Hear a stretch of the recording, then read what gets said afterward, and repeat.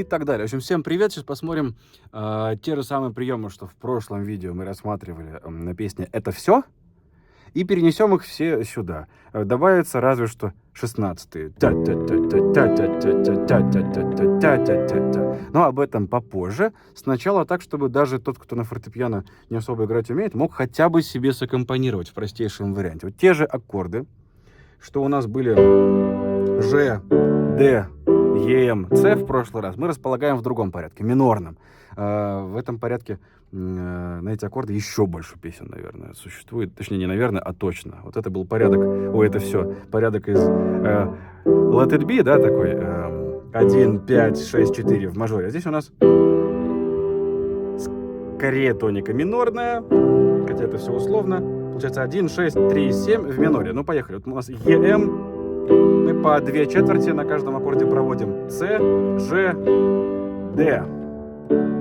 Как и под прошлым видео, в описании прилагаю ссылку на ролик, как превращать буквы в аккорды и наоборот, вот буквенное обозначение аккордов. Кто вдруг не знает, но почему-то смотрит этот канал и этот ролик, обязательно посмотрите. Там прям с нуля все показано. Итак, у нас здесь ми минор, еще раз, по 2 четвертушки. До мажор, соль мажор и ре мажор. И текст, опять-таки, я, к сожалению, не помню, поэтому буду мычать. Мы хотим себе саккомпанировать. И спеть. Просто четверти.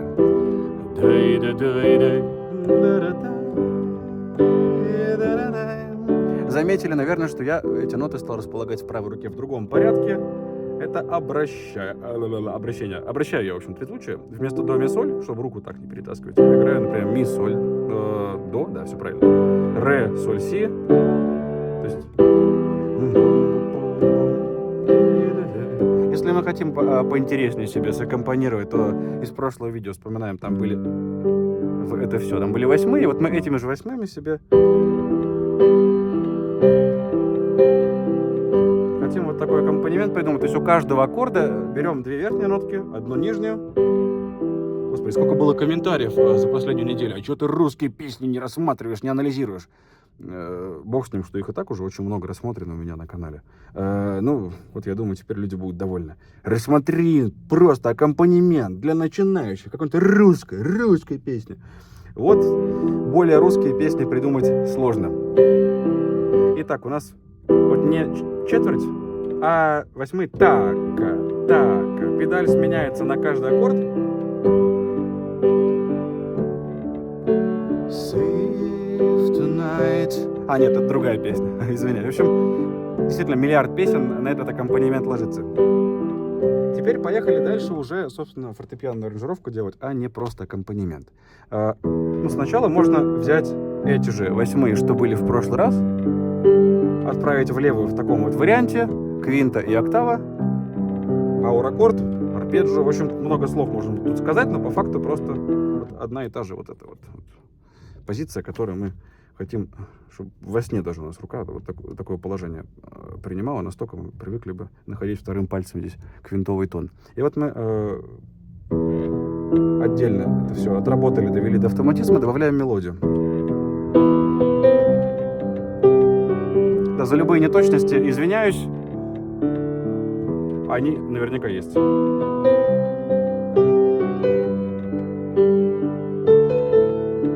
Опять-таки сейчас замечаем, что в мелодии ноты аккорда. По-моему, здесь все-таки в соль. Ну, так это разговорным регистром сюда приходит, да?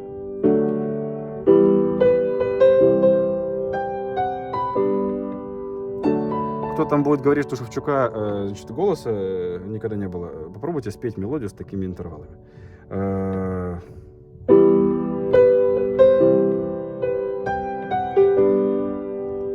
В общем, эти же нотки мы хотим уже с 8-ми соединить. Замечаем, что есть моменты, где у нас право и слева не совпадает, то, что я называю синкопами, это можно там ритмическое смещение по-разному назвать. Короче, то, что делает мелодию ритмично и интересно, вот это надо отработать, оно точно будет хуже всего поначалу получаться. То есть здесь совпали, опа, и вот 16-я, да, нотка, она между восьмыми влезает, в правой.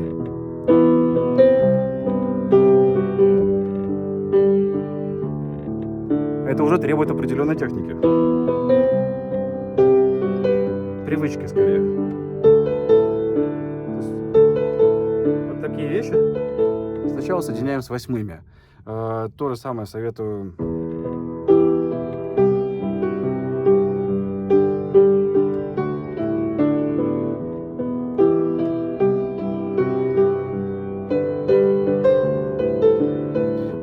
подобрав мелодию припева самостоятельно сделать, совместить с восьмушками. И теперь, наконец-то, на сцену выходит 16-я, потому что без них как-то скучновато. Это уже не так, а вот то самое так-кадеми.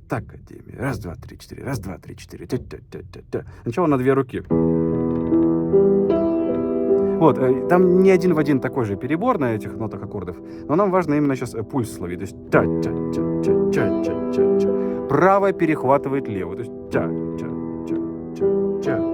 Потом мы, когда освободим для мелодии правую руку, мы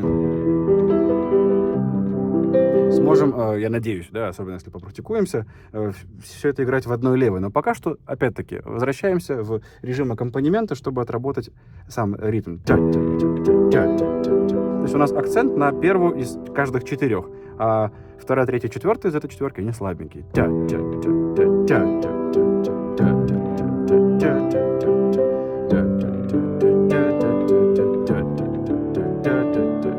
В общем, я мог положить руку на какое-то другое обращение. Допустим, перетаскивать каждый раз правую и левую на одном и том же расстоянии. Ну, немножко как-то картонно звучит. Можно оставлять даже, в принципе, ноту ми поверх аккордов, в котором ее нет, но есть такой приемчик, когда первый палец вправо перехватывает первый палец влево, но можно опять-таки или... То есть неважно, какие именно ноты трезвучия, в каком обращении, важно поймать этот пульс. Ну и пробуем напеть мелодию.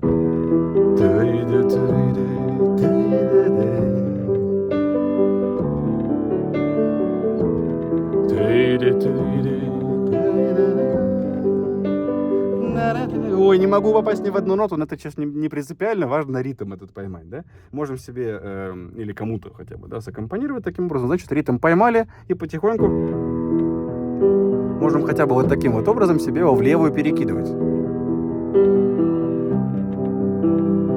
Вот у нас терцовый тон этого аккорда берется сверху, да? Несколько еще паттернов покажу, можете один любой из них взять для начала и именно его отработать. Мне еще вот такой нравится.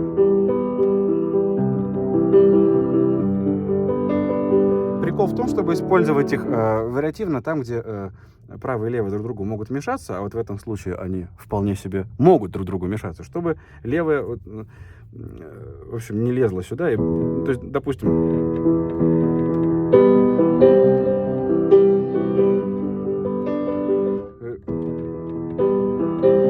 вот здесь вот в первом случае я взял вот этот рисунок, а во втором такте уже пошире себе позволил, потому что левая спустилась пониже и не так мешает правой, да? Хотя если поднять правую,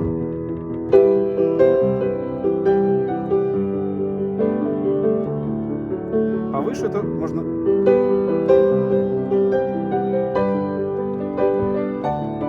Да, левую тоже играть пошире, потому что есть место. Как-то вот... Вообще, с какого-то момента у нас будет даже ресурсов во время игры, там, не знаю, какие-то не аккордовые тона задевать, но это все потом придет, мы не торопимся. Дальше, как сейчас уже заметили, еще один прием, который перетаскиваем из прошлого видео, из многих прошлых разборов в плейлисте «Музыка после музыкалки». Загляните обязательно, там много разборов. В общем, перетаскиваем сюда идею с подкладыванием нот аккордов в правую руку под мелодию. То есть мелодия все та же самая, но мы при этом подкладываем обращение трезвучия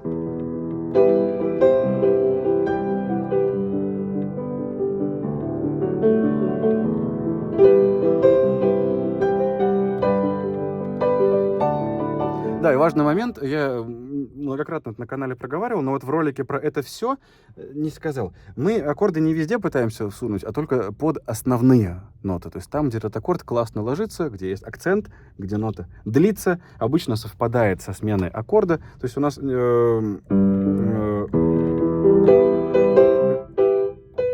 Опа.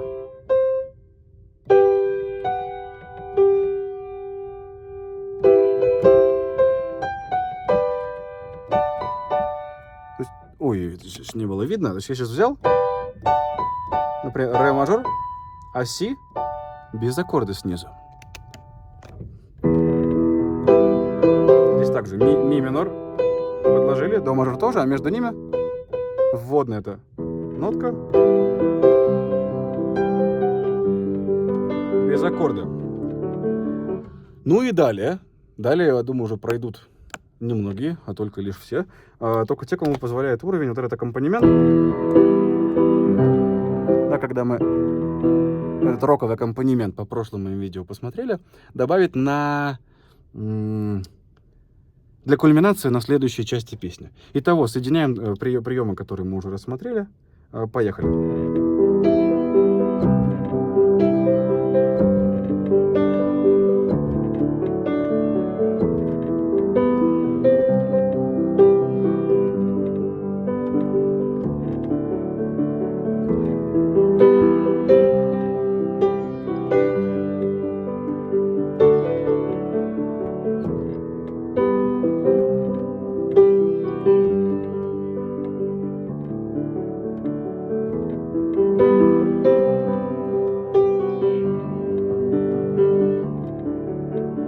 А дальше то же самое, но повыше и прям бронебойно.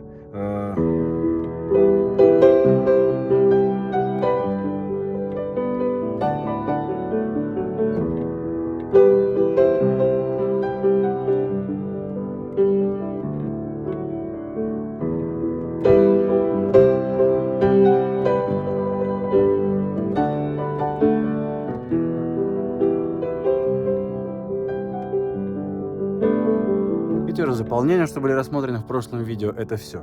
Ну и припев.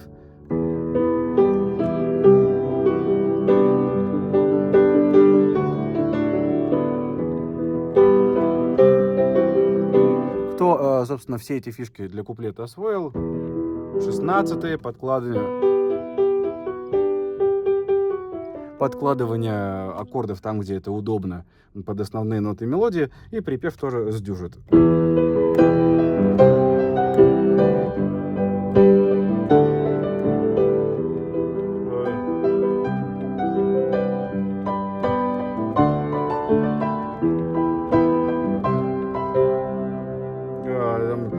Ты будешь вечно... да, со мной там соль. Со мной.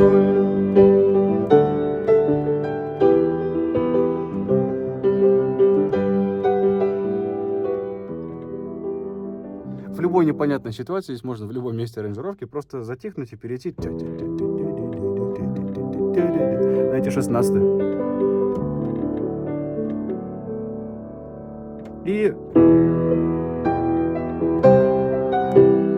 еще пару слов по поводу припева и в целом вот этой идеи. Всегда можно хотя бы четвертями для разнообразия вместо арпеджио в левой руке играть что-то вот наподобие.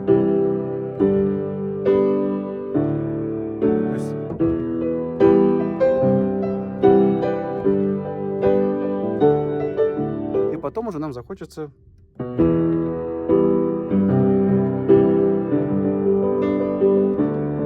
это дело варьировать. То есть в общем, не буду дальше